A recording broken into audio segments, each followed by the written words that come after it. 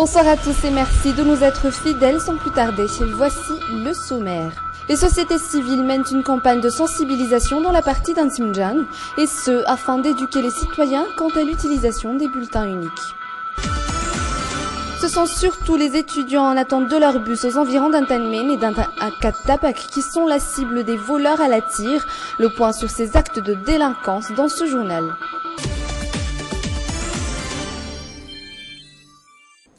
Le matin, les voleurs à la tire rentrent en même temps que les collégiens dans les quartiers d'Antanmen et d'Ankatapak. Cette situation préoccupe les habitants de ces quartiers.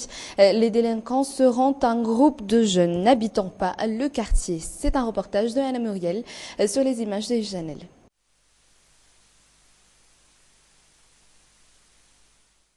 Le vol à la tire, ce délit fait partie du lot quotidien des Tananariviens. Ce père de famille, par exemple, vient juste d'en être la victime, ici, à Ankatapak. Il est encore sous le choc. Je suis allé acheter quelque chose à l'épicerie à côté.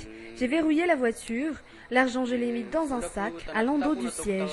Quand je suis revenu, le sac n'était plus là.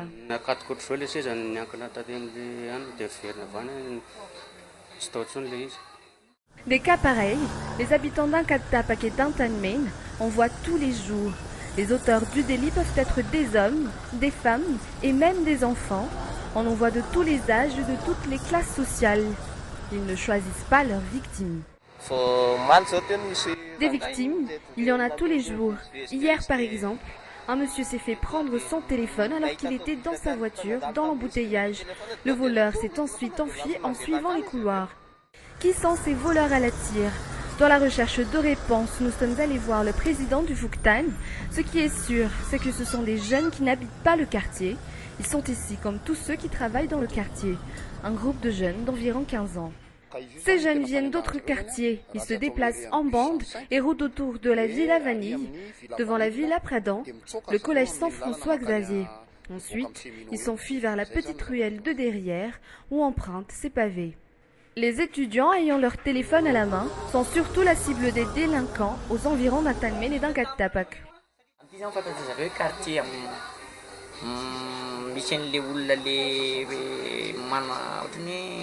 Leur cible, ce sont surtout les gosses de riches, d'autant que c'est déjà la rentrée.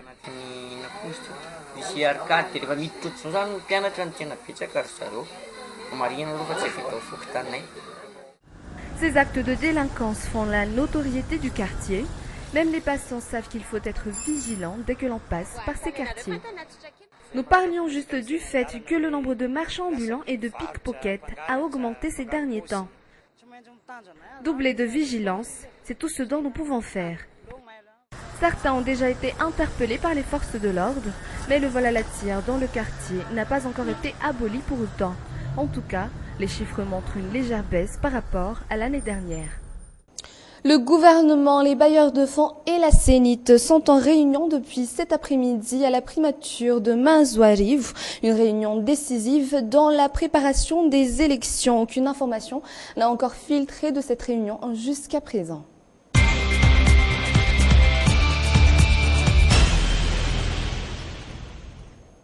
Aux actualités des élections, Piero Radonarvel, le candidat du MDM, était sur la route nationale numéro 32, reliant Antsui à Befandjina et Manjtsar. Le candidat Edgar Rassafnjava, lui, a visité la ville de Fenaratsu et a rencontré les habitants de cette région sur le terrain d'Impasambaza. Quant au candidat du Ervavon Madagascar, Eri Radonarmampian, lui était dans la région d'Alochamangur, notamment à Paravaravula, à Matunjazak et Tanambe. Et toujours dans cet axe, l'utilisation du bulletin unique, une tâche encore difficile à effectuer pour les citoyens. Selon ces derniers, une démonstration directe est nécessaire. Les démonstrations télévisuelles ne leur suffisent pas pour apprendre à utiliser ce fameux bulletin de vote. C'est un reportage d'Armisa Arakoutpe sur les images de Nzararanjiansu. C'est ainsi, au bord de la rue, que les citoyens ont été abordés sur l'utilisation du bulletin unique.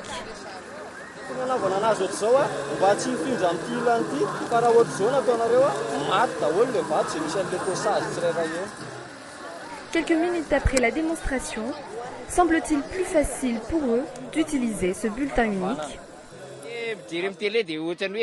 À la télévision, cela paraît très simple, alors qu'il ne faut vraiment pas que les deux côtés du bulletin, où il y a les images, doivent être disposés l'un sur l'autre. Selon les animateurs, il est nécessaire de suivre toutes les indications avant de plier le bulletin. Certains ont encore des doutes sur comment plier le bulletin. Ici, on explique, il faut plier le côté droit vers le côté gauche. Les deux plis doivent être au milieu, mais si on les plie ensemble, cela effacerait les images. Les sociétés civiles sont descendues sur terrain, notamment ici à Nusat Anjefan, Fenoirive, Itos et Namutan. 400 spécimens venant d'associations indépendantes ont été distribués. Selon certains, cela peut permettre aux électeurs d'assimiler tout ce qu'il y a à savoir. C'est très bien. Quand je ne comprends pas quelque chose, je n'ai qu'à demander. Cette campagne d'éducation citoyenne se répartit en 2 vagues. Pour les habitants de la partie d'Antsinjam, la dernière vague se fera quelques jours seulement après la date du 25 octobre.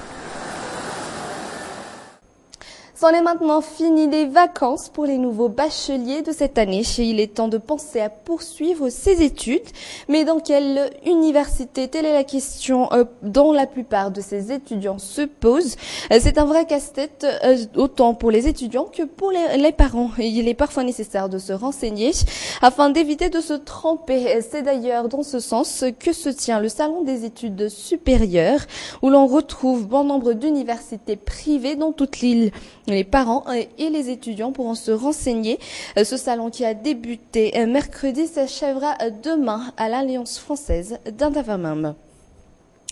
Un tout autre sujet à présent, l'été et la pluie ne tarderont plus à arriver.